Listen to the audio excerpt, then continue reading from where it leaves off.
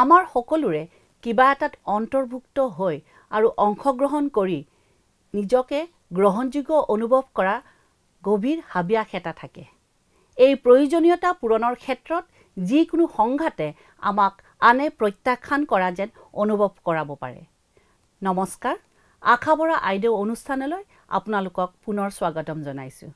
এই আশাভৰা আইদেউ অনুষ্ঠানটো আমাৰ দেশত বিশ্বাসী, প্ৰেৰণাদায়ক আৰু আশাভৰা মহিলা গঢ়ি তোলাৰ উদ্দেশ্যত উৎসৰ্গিত অনুষ্ঠান।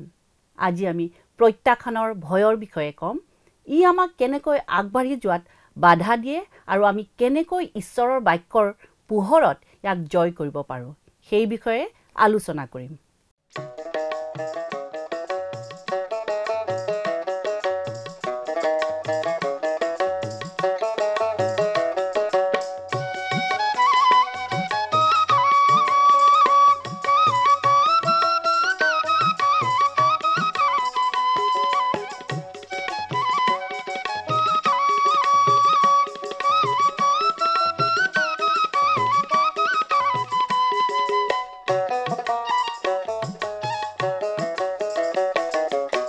ভাবিছা বন্ধু ভবার কাম না, ঈশ্বর আমার সৃষ্টিকর্তা, ঈশ্বর আমার বিচার কর্তা, তেওরে নাম লোয়া ভাই। কি ভাবিছা বন্ধু ভবার কাম না।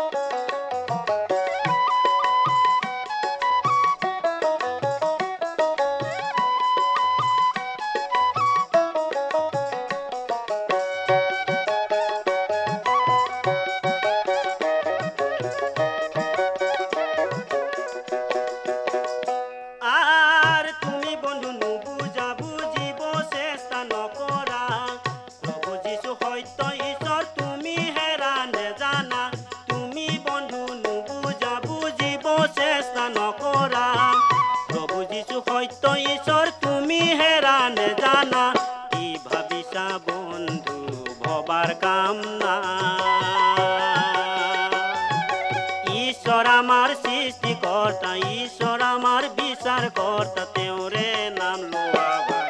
কি ভাবিছা বন্ধু ভবার কাম না।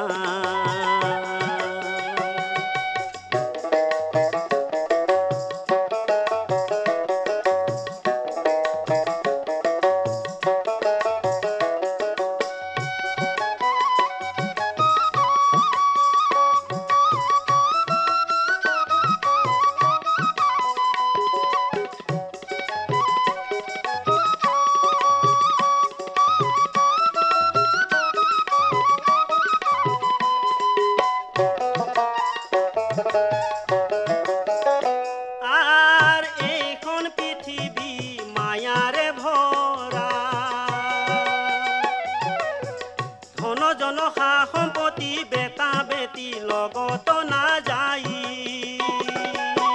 দেহাৰ পৰি জীৱ যাব চলি, লোৱা বন্ধু তুমি যিচুৰে নাম।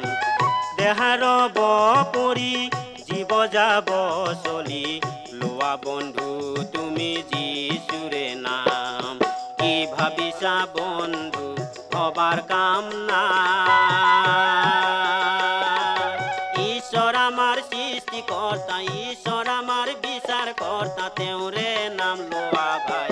কি ভাবিছা বন্ধু ভবার কাম নাই, কি ভাবিছা বন্ধু ভবার কাম নাই, কি ভাবিছা বন্ধু ভবার কাম নাই।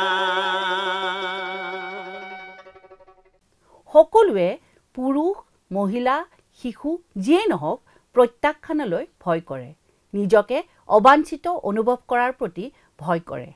সৰুৰে পৰাই আমাক শিকোৱা হয় যে আনে আমাৰ বিষয়ে কি ভাবিব পাৰে বা আনে আমাৰ প্ৰতি কি কৰিব পাৰে সেই কথালৈ সদায় মন কৰিব লাগে বা ভয় কৰিব লাগে। আমাক সদায় আন মানুহৰ অনুমোদন লাভ কৰিবৰ বাবে কামবোৰ কৰি যাবলৈ অনবৰতে উৎসাহিত কৰা হয়। গতিকে আমি নিজকে বিষ আৰু প্ৰত্যাখ্যানৰ পৰা ৰক্ষা কৰিবলৈ বেছিভাগ সময় খৰচ কৰি নিজৰ প্ৰতিৰক্ষা ব্যৱস্থাত বিকশিত কৰিবলৈ আৰম্ভ কৰোঁ। আমাৰ মাজৰ কিছুমানে হয়তো আনতকৈ বেয়া প্ৰত্যাখ্যানৰ অভিজ্ঞতা লাভ কৰিছে।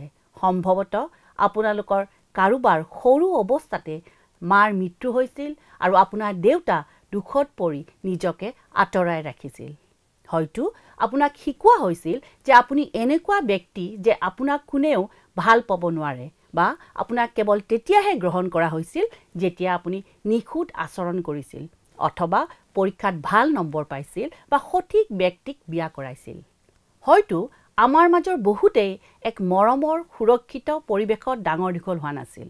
হয়তো আমাৰ কিছুমানে আমি যিয়েই নকৰোঁ কেতিয়াও আনৰ অনুমোদন লাভ কৰিব নোৱাৰিলোঁ, নাইবা আমাৰ মাজৰ কিছুমানক অনবৰতে ভুল দেখুৱাই দিয়া হৈছিল, সমালোচনা কৰা হৈছিল আৰু নিয়ন্ত্ৰণ কৰা হৈছিল। আনৰ পৰা প্ৰত্যাখ্যান পোৱাৰ অনুভূতিতকৈ জীৱনত হয়তো বেয়া অনুভৱ একো নাই। বিপৰীত লিংগৰ পৰাই হওক, বন্ধু বা পৰিয়ালৰ সদস্য বা সহকৰ্মীৰ পৰাই হওক, যদি আমাৰ উপস্থিতি বিচৰা নাই বা আমাক আদৰণি জনোৱা নহয় বুলি অনুভৱ কৰিলে আমি যথেষ্ট আঘাত অনুভৱ কৰিব পাৰোঁ আৰু আমি প্ৰতিৰক্ষামূলক হৈ পৰিব পাৰোঁ। আমি সকলোৱে জীৱনৰ কোনো এটা সময়ত এনেদৰে প্ৰত্যাখ্যানৰ অভিজ্ঞতা নিশ্চয় লাভ কৰিছোঁ।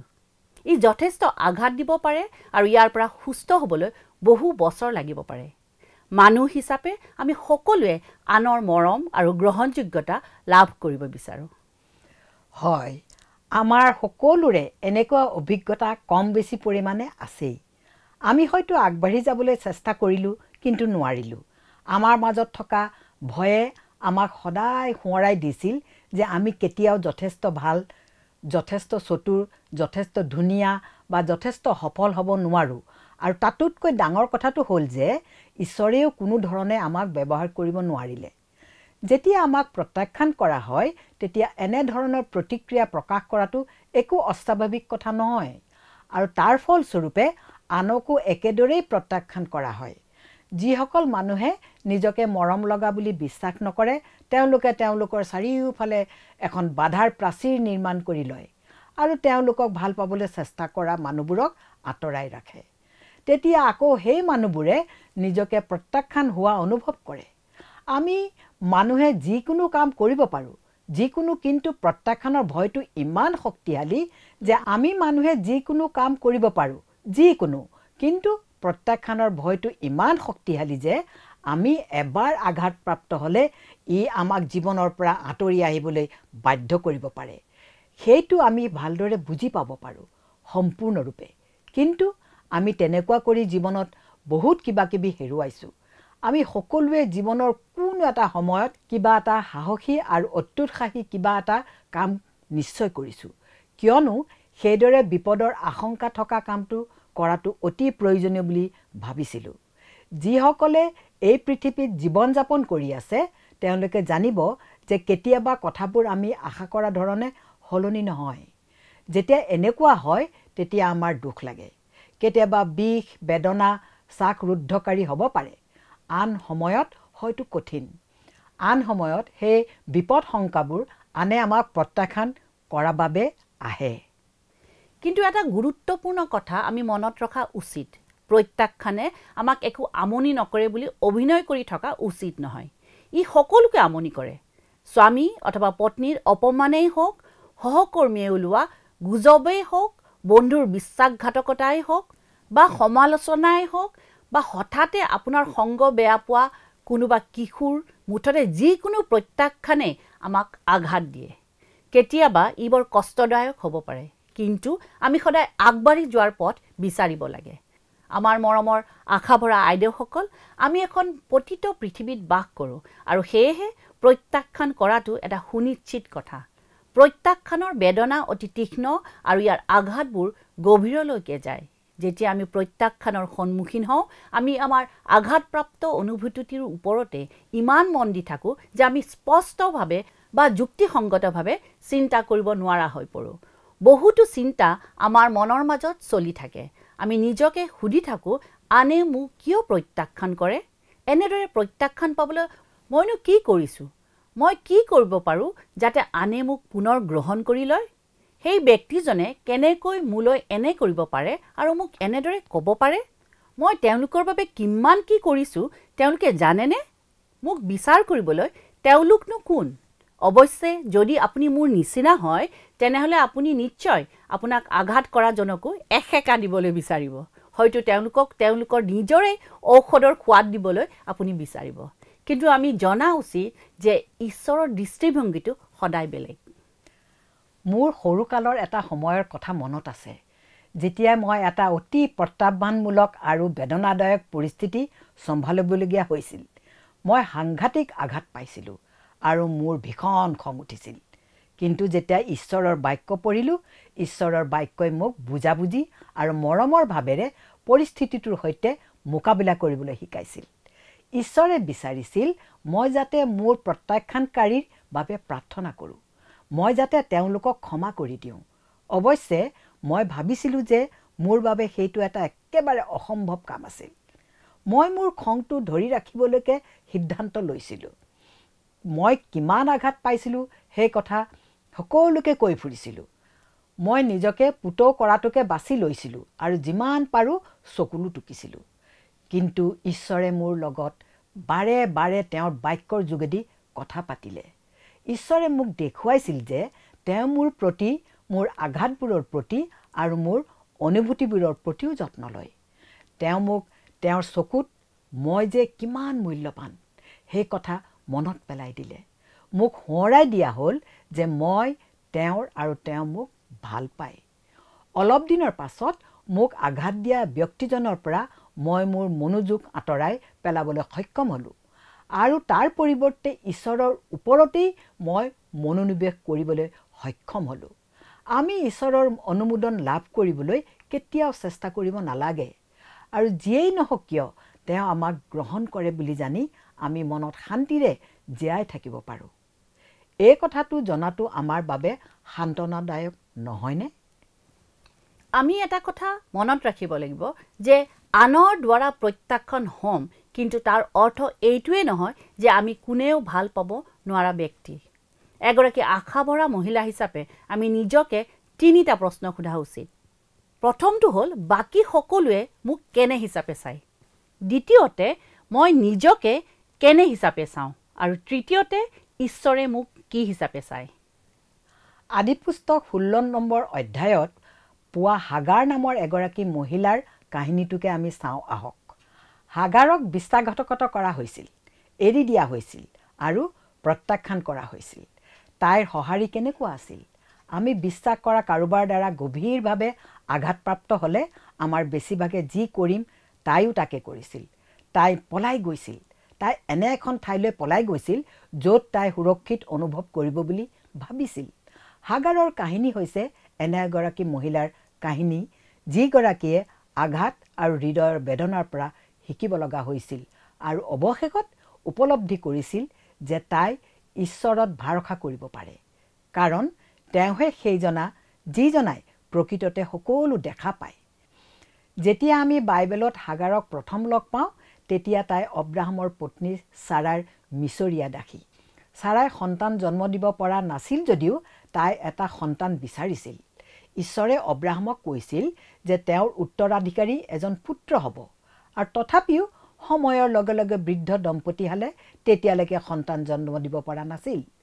সেই সময়ত এগৰাকী দাসীৰ নিজৰ কোনো অধিকাৰ নাছিল আৰু মালিকৰ সকলো কথা মানিবলগীয়া হৈছিল।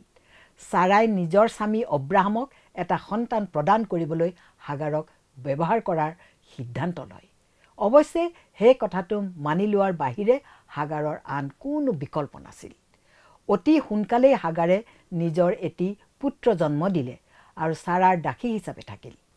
16 বছৰৰ পাছত ছাৰাৰ যেতিয়া অলৌকিকভাৱে নিজৰ পুত্ৰ জন্মিল তেতিয়া তাই অব্ৰাহামক ক'লে হাগাৰ আৰু তাইৰ পুত্ৰক চিৰদিনৰ বাবে খেদি দিবলৈ। হাগাৰ মৰুভূমিৰ মাজত অকলশৰে গৈ থাকে। তাইৰ লগতে কিমান খাদ্য লৈ গৈছিল আমি নাজানো, যদিও তাইৰ লগত থকা পানীখিনি অতি সোনকালে শেষ হৈ যায়। হাগাৰে নিজকে ক্লান্ত, পিয়াহত আতুৰ আৰু সম্পূৰ্ণৰূপে পৰিত্যক্ত অনুভৱ কৰিছিল। তাই ক্ৰন্দন কৰি চিঞৰি উঠে আৰু ঈশ্বৰে কেৱল পানীৰ ব্যৱস্থা কৰাই নহয়, তেওঁ তাইক উৎসাহিত কৰিলে আৰু তাইৰে সৈতে কথা পাতে।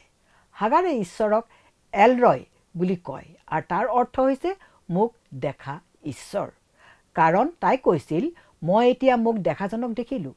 হাগাৰে ভাবিছিল যে তাই সম্পূৰ্ণ অকলশৰীয়া, কিন্তু যেতিয়া তাই আটাইতকৈ বেছি পৰিত্যক্ত অনুভৱ কৰিছিল তেতিয়াও ঈশ্বৰ তাইৰ লগত আছিল। হাগাৰৰ কাহিনীৰ পৰা আমি লাভ কৰা প্ৰথম শিক্ষাটো এইয়ে যে ঈশ্বৰে আমাক কেতিয়াও প্ৰত্যাখ্যান নকৰে।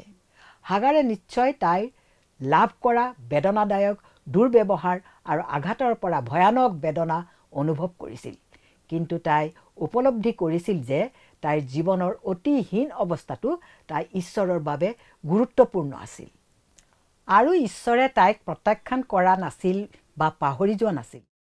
ঈশ্বৰে তাইক ছাৰাৰ ওচৰলৈ ঘূৰি যোৱাটো বিচাৰিছিল বুলি শুনি তাই নিশ্চয় টান পাইছিল, কিন্তু ঈশ্বৰে তাইৰ পুত্ৰৰ বাবে এটা নাম দিছিল, ইছমাইল। ঈশ্বৰে আনকি এই বুলিও কৈছিল যে তেওঁ আনকি ইছমাইলৰ বংশধৰ সকলোকো বহুগুণে বৃদ্ধি কৰিব। কি সুন্দৰ কথা নহয়নে? এইটো এটা প্ৰতিশ্ৰুতি আছিল যিটো ঈশ্বৰে পৰৱৰ্তী বছৰবোৰত পূৰণ কৰিছিল। মনত ৰাখিব, যেতিয়া আন সকলোৱে আপোনাক প্ৰত্যাখ্যান কৰা যেন আপোনাৰ লাগিব তেতিয়া ঈশ্বৰে দেখি থাকে আৰু আপোনাৰ কথা শুনি থাকে। তেওঁ সদায় আপোনাক গ্ৰহণ কৰে।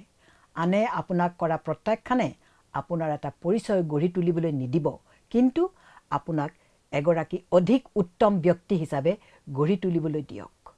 দ্বিতীয় পাঠটো এই যে ঈশ্বৰ ভগ্ন হৃদয়ৰ লোকসকলৰ ওচৰত থাকে। যেতিয়া অব্ৰাহামে হাগাৰ আৰু তেওঁৰ পুত্ৰ ইছমাইলক মৰুভূমিলৈ পঠিয়াই দিছিল তেতিয়া এনে লাগিছিল যেন অব্ৰাহামে তেওঁলোকক দিয়া খাদ্য সামগ্ৰীবোৰ শেষ হৈ গ'লে তেওঁলোক নিশ্চিতভাৱে মৃত্যুমুখত পৰিব। এতিয়া তাইৰ মূল্যৱান পুত্ৰ যাক ঈশ্বৰে তাইক দিছিল আৰু আনকি এটা নামো দিছিল, সেই পুত্ৰয়ো ভোকত মৰিব। এইটো তাইৰ বাবে অসহ্যকৰ যেন আছিল। ছালৰ মুঠত থকা পানী নোহোৱা হ'লত তাই ল'ৰাটোক এটা জোপোহাৰ তলত ৰাখিলে। তাৰ পাছত তাই দূৰলৈ গৈ বহিল আৰু হুমুনিয়াহ কাঢ়িবলৈ ধৰিলে।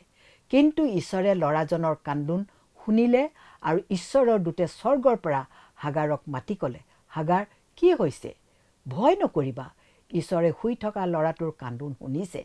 ল'ৰাটোক তুলি লোৱা, তাৰ হাতত ধৰা, কিয়নো মই তাক এটা মহান জাতি কৰিম। প্ৰভুৰ দূতে তাইৰ লগত কথা পাতি তাইক ভয় নকৰিবলৈ আৰু দুখ নকৰিবলৈ আশ্বস্ত কৰিলে। যেতিয়া আমি গভীৰ হতাশাত পৰোঁ তেতিয়া প্ৰায়ে আমাৰ প্ৰৱণতা হয় পৃথিৱীখনৰ পৰা নিজকে বন্ধ কৰি ৰাখিবলৈ চেষ্টা কৰা আৰু কেতিয়াবা আনকি নিজকে ঈশ্বৰৰ পৰাও আঁতৰাই ৰখাৰ প্ৰৱণতা। কিন্তু ঈশ্বৰেই আমাৰ সকলো দুখ কষ্ট আন কোনো মানুহে বুজিব নোৱাৰা ধৰণে বুজি পায়। কেতিয়াবা তেওঁ আমাৰ জীৱনত কোনো মানুহ ৰাখি তেওঁলোকৰ জৰিয়তে আমাক কথা ক'ব পাৰে যাতে আমি সান্তনা পাওঁ, কিন্তু তেওঁ আশা কৰে আমি যাতে তেওঁৰ ফালে কাণখন পাতি তেওঁৰ কথাবোৰ শুনো। তেওঁৰ উপস্থিতিয়ে আমাক এই আশাৰে সান্তনা দিয়ক যে তেওঁ আমাৰ সৈতে একেলগে এই সময়খিনিৰ মাজেৰে পাৰ হৈ যাব আৰু আমাৰ বাবে তেওঁৰ সদায় এটা পৰিকল্পনা থাকে, যদিহে আমি আমাৰ সুযোগবোৰ চাবলৈ চকু মেলি দিওঁ আৰু আমাৰ প্ৰাৰ্থনাৰ সময়ত তেওঁক ফুচফুচাই জনোৱা জ্ঞান মন দি শুনো। গীতমালা 34 নম্বৰ 18 পদত কৈছে যে প্ৰভু ভগ্ন চিতিয়াবিলাকৰ ওচৰ, খেদিত মন হোৱাবিলাকক তেওঁ পৰিত্ৰাণ কৰে। হাগাৰৰ কাহিনীয়ে আমাক এইটোও শিকায় যে ঈশ্বৰৰ পৰিকল্পনাই সদায় আমি অনুসৰণ কৰিবৰ বাবে সৰ্বশ্ৰেষ্ঠ পৰিকল্পনা। যেতিয়া হাগাৰে তাইৰ কান্দি থকা চকু দুটা মেলি চালে তেতিয়া তাই মৰুভূমিৰ মাজত পানীৰ কুঁৱা এটা দেখি আচৰিত হ'ল। কেৱল ঈশ্বৰেহে তাইৰ যি প্ৰয়োজনীয়তা সেইটো পূৰণ কৰিব পাৰে। তাই তাইৰ ছালৰ মুঠটো পানীৰে ভৰাবলৈ দৌৰি গৈছিল আৰু তাইৰ তৃষ্ণাতুৰ পুত্ৰক পানী খুৱাই সতেজ কৰি তুলিছিল। হাগাৰে সাহসেৰে ঈশ্বৰক বিশ্বাস কৰিছিল আৰু বিশ্বাস কৰিছিল যে আনকি পৰিত্যক্ত হৈ কোনো দিশত নথকা এটা পৰিস্থিতিৰ মাজত আবদ্ধ হৈ পৰা এগৰাকী অকলশৰীয়া মাতৃ হোৱাটো ঈশ্বৰৰে পৰিকল্পনা। তেনেহ'লে তাই তেওঁক বিশ্বাস কৰিব আৰু পুনৰ আজ্ঞাবোৰ পালন কৰিব, আৰু ঈশ্বৰে তেওঁৰ প্ৰতিজ্ঞা পালনত বিশ্বাসী আছিল। ল'ৰাটি ডাঙৰ হৈ গৈ থাকিল আৰু সকলো সময়তে ঈশ্বৰ ল'ৰাটিৰ সৈতে আছিল। বাইবেলত হাগাৰৰ কাহিনীৰ মাজেৰে ঈশ্বৰে এটা শক্তিশালী শিক্ষা দিছে। ঈশ্বৰৰ নিখুঁত সময় আৰু পৰিকল্পনাৰ বাবে অপেক্ষা কৰাৰ পৰিৱৰ্তে ঈশ্বৰৰ প্ৰতিশ্ৰুতি পূৰণ কৰাৰ বাবে ছাৰা আৰু আব্ৰাহামে নিজে কৰা পৰিকল্পনাৰ তাই অংশ হৈ পৰিছিল, তাই নিজৰ কোনো দুখ নোহোৱাকৈ। আমাৰ বাবে ঈশ্বৰৰ যি পৰিকল্পনা সেয়া সদায় ভালৰ বাবে, আৰু যিয়েই নহওক কিয় সেয়া ঘটিবই। যদি আমি কথাবোৰ নিজৰ হাতত ল'বলৈ চেষ্টা কৰোঁ, তেতিয়া আমি ভালদৰে জানো যে আমি তাৰ পৰিণামৰ সৈতেও মোকাবিলা কৰিব লাগিব। শাস্ত্ৰই আমাক কয় যে অব্ৰাহামৰ দুজন পুত্ৰ আছিল। এজন আছিল তেওঁৰ দাসী হাগাৰৰ পৰা, আৰু আনগৰাকী আছিল তেওঁৰ মুক্তভাৱে জন্মা ভাৰ্যা ছাৰাৰ পৰা। ঈশ্বৰে প্ৰতিজ্ঞা কৰাৰ দৰে ইছমাইল এটা ডাঙৰ জাতিত পৰিণত হ'লগৈ। কিন্তু আজি পৰ্যন্ত তেওঁৰ বংশৰ লোকসকল তেওঁৰ সতীয়া ভাই ইছহাকে স্থাপন কৰা জাতিটোৰ লগত সংঘৰ্ষত লিপ্ত হৈ আছে। হাগাৰ আছিল এগৰাকী সাহসী মহিলা। তাই বিশ্বাসৰ নাৰী হিচাপে সাহসেৰে জীয়াই আছিল, কাৰণ তাই সন্মুখীন হোৱা কঠিন জীৱনক তাই পৰাস্ত কৰিবলৈ নিদিলে। তাইৰ ঈশ্বৰৰ সৈতে এটা ব্যক্তিগত অভিজ্ঞতা আছিল, আৰু তেওঁ তাইক সুৰক্ষা প্ৰদান কৰিছিল আৰু সকলো প্ৰয়োজনীয় যোগান ধৰিছিল। তাই বুজি পাইছিল যে তাই ঈশ্বৰৰ ওপৰত সম্পূৰ্ণৰূপে নিৰ্ভৰ আৰু বিশ্বাস কৰিব পাৰে, আৰু তেওঁ উপায় এটা উলিয়াই দিবই। ঈশ্বৰে প্ৰতিশ্ৰুতি দিছে যে আনে আমাক নিৰাশা কৰিলেও বা পৰিত্যাগ কৰিলেও তেওঁ আমাক কেতিয়াও এৰি নাযায় বা পৰিত্যাগ নকৰে। ঈশ্বৰ আৰু আমাৰ মাজৰ দূৰত্ব সদায় মাত্ৰ এটা প্ৰাৰ্থনাৰ। এগৰাকী মহিলা, পত্নী, মাতৃ, শ্ৰমিক অথবা ভগ্নী হিচাপে আমি মনত ৰাখিব লাগিব যে আমাৰ বিশ্বাসেই আমাৰ পৃথিৱীখন সৃষ্টি কৰে। আমি যি কৰোঁ একমাত্ৰ সিয়েই আমাক আমি দেখা সপোন বাস্তৱত লাভ কৰাৰ পৰা বঞ্চিত কৰি ৰাখিব পাৰে। আপুনি এইটো বিশ্বাস কৰে নেকি যে আপোনাক কৰা প্ৰত্যাখ্যানটো আপোনাৰ মূল্যৰ প্ৰকৃত প্ৰতিফলন? এইটো কেতিয়াও নহয়। যদি আপোনাৰ প্ৰত্যাখ্যানৰ ভয় আছে, তেনেহ'লে আপুনি আপোনাৰ নিজৰ আত্মমূল্য আৰু দক্ষতাৰ বিষয়ে থকা আপোনাৰ নিজৰ চিন্তা আৰু বিশ্বাসবোৰ আঁতৰাই পেলাব লাগিব। আমাৰ বহুতো সীমিত বিশ্বাস আমাৰ অতীতৰ অভিজ্ঞতাৰ পৰা আহে, কিন্তু আপোনাৰ অতীতে আপোনাৰ ভৱিষ্যত নিৰ্ধাৰণ নকৰে। আপুনি অতীতক এৰি দিব লাগিব। আপুনি অনুভৱ কৰা আঘাত আৰু লাজ ত্যাগ কৰিব লাগিব, আৰু এই কথা উপলব্ধি কৰিব লাগিব যে প্ৰত্যাখ্যানে আপোনাক সুখ লাভ কৰাৰ বাবে যোগ্য কৰি নুতুলে। আপুনি এবাৰ আপোনাৰ চাৰিওফালে থকা প্ৰত্যাখ্যানৰ ভয়ৰ দেৱালবোৰ ভাঙি পেলাই তাৰ সলনি আপোনাক শক্তিশালী কৰা দেৱালবোৰ বাছি ল'ব পাৰে, যিয়ে আপোনাক পিছুৱাই যোৱাৰ পৰিৱৰ্তে আগুৱাই লৈ যাব। নিজকে কোৱা নেতিবাচক কথাবোৰ ধৰি ৰাখক আৰু তাৰ পৰিৱৰ্তে ইতিবাচক শব্দ ব্যৱহাৰ কৰক। সফল মানুহ প্ৰায়ে বিফল হোৱাটো এটা ডাঙৰ সত্য, কিন্তু পাৰ্থক্যটো হ'ল তেওঁলোকে সোনকালে নিজকে তুলি লয়, শিকিবলগীয়া কথাখিনি শিকে আৰু কাৰ্যত পুনৰ মনোনিৱেশ কৰে। তেওঁলোকে এই কাম কেনেকৈ কৰিব পাৰে? তেওঁলোক সকলোৰে মাজত এটাই মিল আছে, সেইটো হৈছে তেওঁলোকৰ আভ্যন্তৰীণ শক্তি।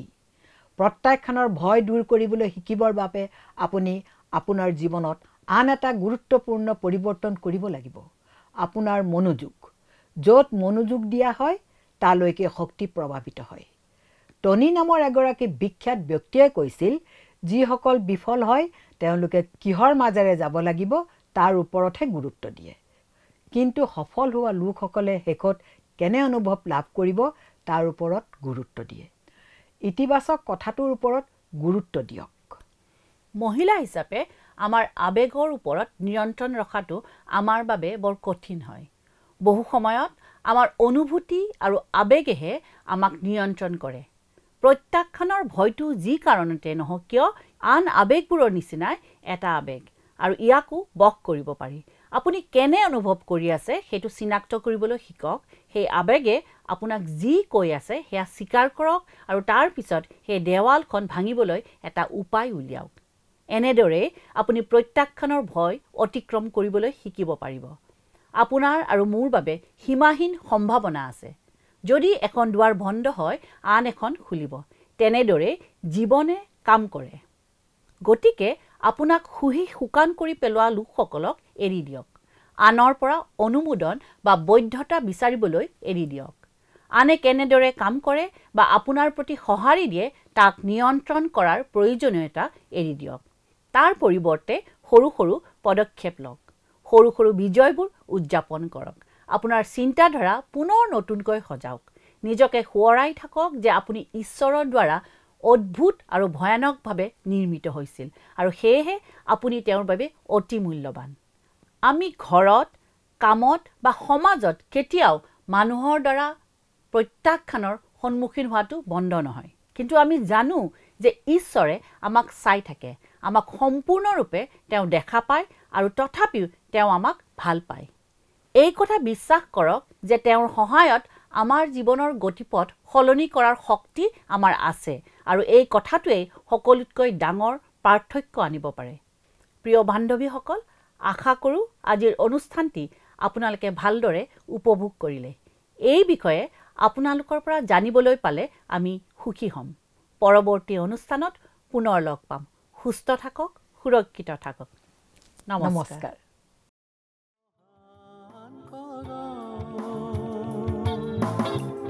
যিছু সেৱা কৰা নকৰিবলৈ, যিছু ধৰ্মৰ আমাৰ মহান কৰণ,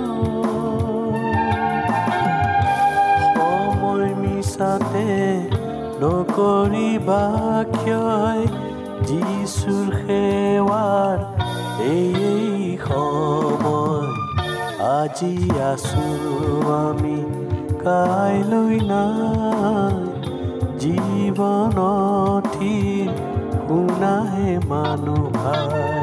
কি হ'ব মিছাতে পৰিচিকা চাই, গধূলি দেখিবা প্ৰভাত পৰহি যায়। আজি আছো আমি, কাইলৈ নাই, জীৱনথিৰ শুনাহে মানুহ ভাই।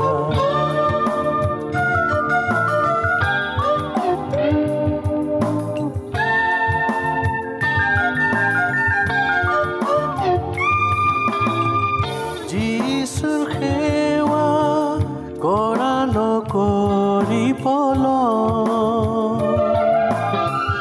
যিছু ধৰ্মৰ আমাৰ মহান কৰণ, যিছুৰ সেৱা কৰা নকৰিবলৈ, যিছু ধৰ্মৰ আমাৰ মহান কৰণ, সময় মিছাতে নকৰিবা ক্ষয়, যিছুৰ সেৱাৰ এই সময়। আজি আছো আমি, কাইলৈ নাই, জীৱনথিৰ শুনাহে মানুহ ভাই।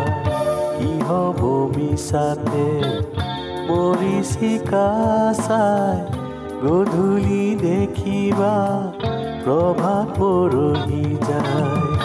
আজি আছো আমি, কাইলৈ নাই, জীৱনথিৰ শুনাহে মানুহ ভাই।